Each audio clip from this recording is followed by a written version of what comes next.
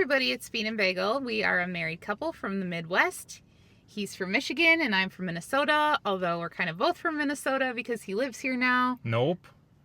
I'll never be from Minnesota. Okay. Well, Minnesota is the perfect 3-season vacation spot if you'd like to go visit 3 out of the 4 seasons, because the 4th season you'll absolutely freeze to death and you'll never be found in the deep snow.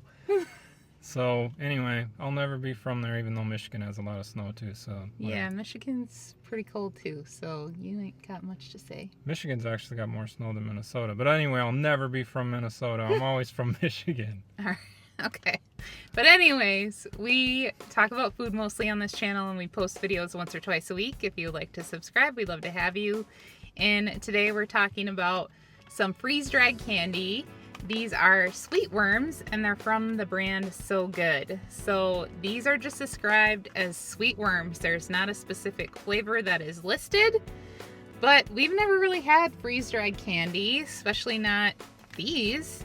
And I know it's kind of becoming a new thing, a new trend. So we wanted to check them out. It does say on the packaging that it's supposed to be something where like the freeze drying increases the flavor. It's like more intensified or something. So they're saying that you can actually like eat less and be satisfied because it's really flavorful and like the crunch of it. But again, I will have to see that to believe it. And he likes to eat whole bags of candy at a time, so I don't know that that's going to stop him, but I'll be the judge. Yeah, exactly. So, but I'll get into these. Going back to our Michigan thing, the reason why I'll never be from Minnesota is because Michigan is pure and it runs in your blood. Like, you just can't escape it.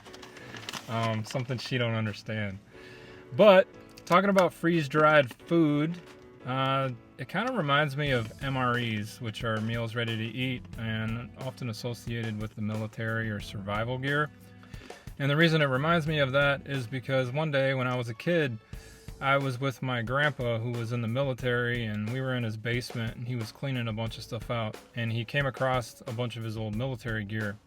And this stuff was like 20, 30 years old. He found this lunch box kind of thing and he opened it up and it had a bunch of MREs in it. And I was like, what's that? And he's like, oh, that's food. That's like 20 years old. And I was like, oh, so you could probably throw those away. He's like, no, you can still eat it. I'm like, I don't know if I want to eat that. He's like, try it. And he's like selling it like it's good. Like, even though it's 20 years old, you can still eat this and it'll be good. I'm a kid. I don't know any better. So I'm like, sure. So I take a bite, and it was probably one of the worst things I've ever eaten in my life. It was, I don't know, whatever you can imagine 20-year-old beef stew or whatever it was would taste like.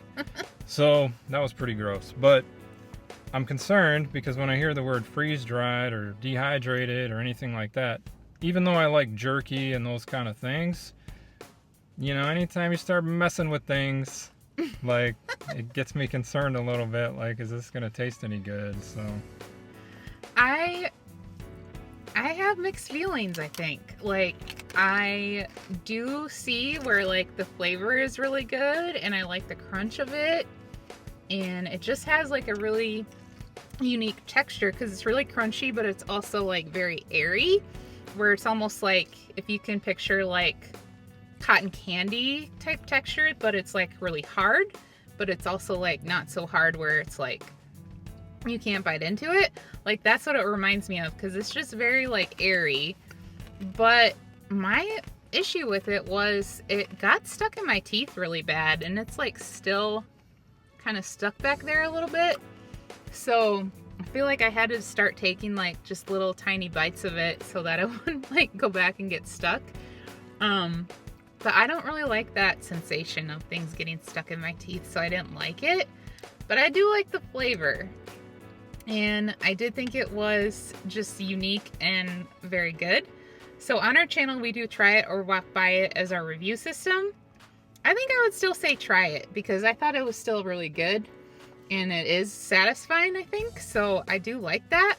So I'm going to say try it, even though I just have a thing about it getting stuck in my teeth. So for me, I'm going to say try it. because I think it tastes good. It reminds me of Jolly Ranchers, but the reason why they say that you don't have to eat as much is because you never get through one until like 20 years later, like a freeze-dried meal or whatever that is.